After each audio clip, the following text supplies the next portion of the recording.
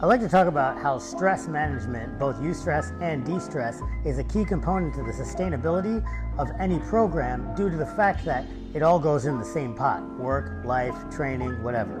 Since I can't control work or life stress, what I manipulate instead are the factors within my control, which are my conditioning and my lifting volume. Typically, it's my bike training that drives my progression in conditioning.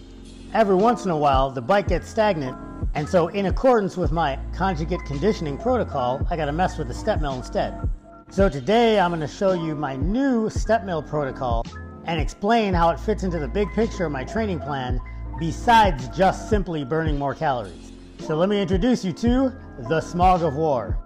While I previously played around with doing intervals on the Stepmill, the difference between anything above level 15 up to the maximum, which is level 20, while meaningful, is nowhere near as significant as to distinguish them as different zones, zone 2 or zone 5.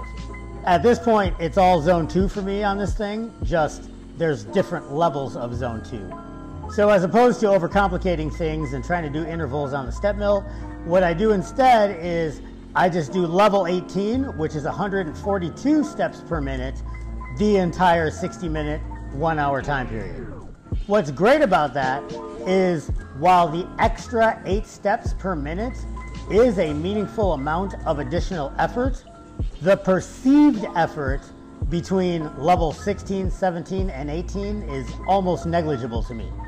And the cool thing is this workout amounts to, at my roughly 157, 71 kilogram weight, 8,500 steps, or just shy of 8,496.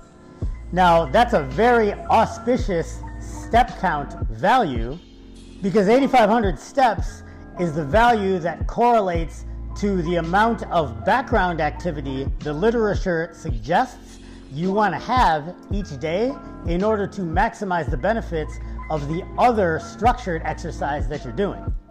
As well as, in the context of disease and body composition, meaningfully increase the efficacy of postprandial or after feeding fat metabolism. And I like to tell people that it's not really a big ask to move 8,500, 9,000 steps in a day. Even if you're a non-active, sedentary, office-type person, just getting up, going to work, running your errands, these kinds of things, puts you at roughly 3,000 to 4,000 steps a day anyways.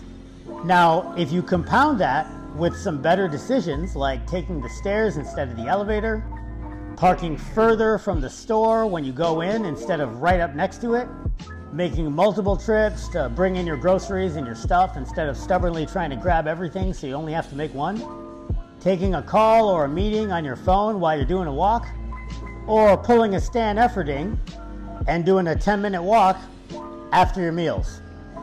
And by the way, folks, it's not just this particular study that I posted in this video that suggests this is the case.